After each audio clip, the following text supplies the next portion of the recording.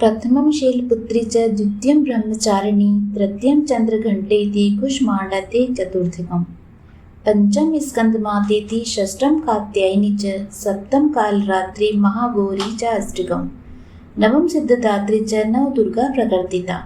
जय माता दी। माता रानी के चरणों में हम प्रणाम करते हैं और आप सभी भक्तों का एक बार फिर से आध्यात्मिक कथाएं चैनल पर स्वागत करते हैं। माँ भगवती दुर्गा की कृपा हमेशा आपके परिवार पर बनी रहे। आज हम बात करने वाले हैं आषाढ़ मास के नवरात्रि के बारे में। इस माह में गुप्त नवरात्रि आती है। बहुत से लोग ये समझते हैं कि गुप्त नवरात्रि बस केवल तंत्र मंत्र साधना करने वाले ही कर सकते हैं, माँ भगवती की उपासना करते हैं। ऐसा नहीं। इन नवरात्रों में भी आप माँ भगवती को प्रसन्न करने के लिए पूजा उपासना कर कई गुना फल को प्राप्त कर सकते हैं। शास्त्रों में भी कहा गया है कि गुप्त नवरात्र में बस एक ही कार्य का ध्यान रखना होता है कि जिस भी कामना से व्रत रखे जाते हैं वह कामना गुप्त रखी जाती है। आप जिस भी कामना से माँ की आराधना श्रद्धा पूर्वक करते हैं तो नवरात्रि समाप्त होने तक माँ भगवती आपकी कामना सुनकर अवश्य पूरी करती है। जिस विधि या मंत्र से आपने इसे किया वह मंत्र विधि गुप्त होनी चाहिए। आज के वीडियो में आप जानेंगे गुप्त नवरात्रि कब से प्रारंभ होगी। श्रद्धा पूर्वक आप संपूर्ण जानकारी सुनिएगा और अगर आपको जानकारी पसंद आए तो कमेंट्स बॉक्स में जय माता दी अवश्य लिखिएगा और सब्सक्राइब अवश्य कीजिएगा, क्योंकि ये ही एकमात्र जरिया है जिससे पता चलता है कि आपको हमारी वीडियो अच्छी लगी। नवरात्रि का पर्व भक्ति शक्ति उपासना का पर्व है। ब्रह्मांड में विद्यमान प्रकृति वह शक्ति है जो जीवन की गतिविधियों में अपना योगदान देती है। आषाढ़ माह में मनाए जाने वाला यह गुप्त नवरात्रि पर्व सौभाग्य और मनोकामनाओं की पूर्ति का आशीर्वाद लेकर आता है। इस वर्ष आषाढ़ गुप्त नवरात्रि 6 जुलाई 2024 दिन शनिवार से प्रारंभ हो रहा है। गुप्त नवरात्रि के दिन दुर्गा सप्तशती का पाठ करना चाहिए। माँ दुर्गा के सभी स्वरूपों का स्मरण करना चाहिए। नवरात्रि के दिन सुबह जल्दी उठकर माँ का स्मरण कर उनके सामने दीपक प्रज्वलित करके उनकी पूजा करनी चाहिए। नवरात्रि का त्योहार माँ दुर्गा को समर्पित है। इस दौरान माँ की पूजा शक्ति की पूजा विभिन्न रूपों में की जाती है। शक्ति की पूजा में कई नियमों का पालन भी किया जाता है।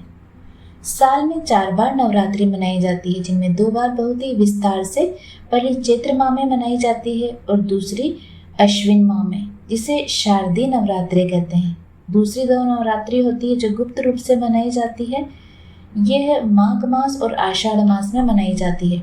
मान्यता है कि गुप्त नवरात्रि में माँ की आराधना करने से 10 विद्याओं की सिद्धियां भी प्राप्त होती है। इस बार आषाढ़ गुप्त नवरात्रि 6 जुलाई शनिवार से प्रारंभ हो रहे हैं, जो 15 जुलाई सोमवार तक रहेंगे। यानी इस बार ये गुप्त नवरात्रि 9 नहीं बल्कि 10 दिनों के होंगे। ऐसा चतुर्थी तिथि के वृद्धि के होने के कारण होगा। गुप्त नवरात्रि में एक चरण दर चरण प्रक्रिया है जिसमें शक्ति के सभी रंग प्रकट होते हैं।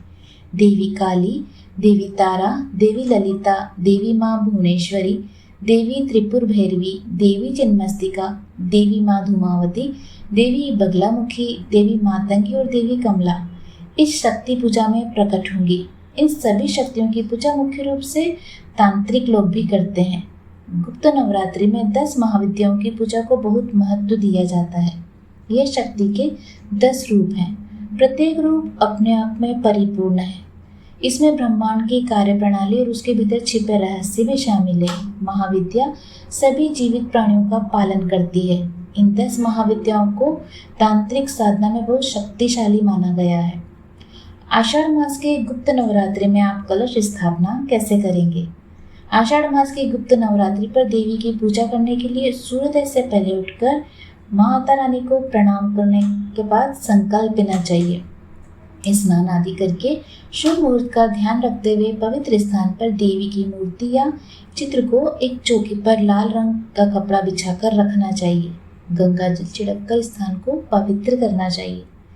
देवी की विधि विधान से पूजा करने से पहले मिट्टी के पात्र में जौ के बीज बोना चाहिए। इसके उपरांत माता की पूजा के लिए कलश स्थापित करना चाहिए।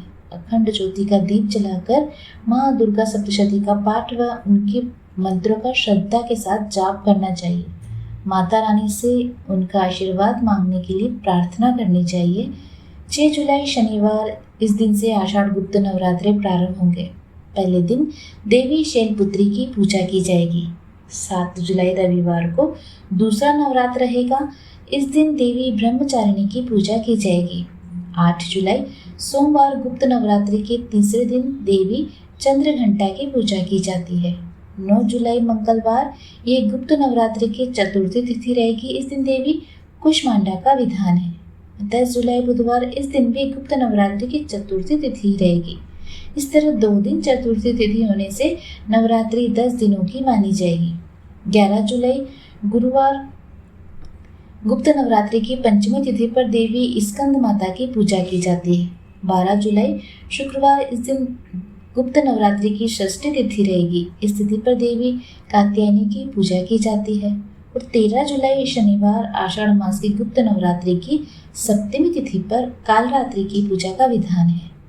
14 जुलाई, इस दिन आषाढ़ मास की गुप्त नवरात्रि की अष्टमी तिथि रहेगी और इस दिन देवी महागौरी की पूजा भी की जाती है। 15 जुलाई ये गुप्त नवरात्रि का अंतिम दिन रहेगा। इस दिन देवी सिद्धिदात्री की पूजा मुख्य रूप से की जाती है। उम्मीद है आपको ये जानकारी पसंद आई होगी। अगर आप हमारे चैनल से नए जुड़े हैं तो प्लीज़ इसे सब्सक्राइब अवश्य कीजिएगा। माता रानी आप सभी भक्तों की समस्त मनोकामनाएं पूर्ण करें। जय माता दी।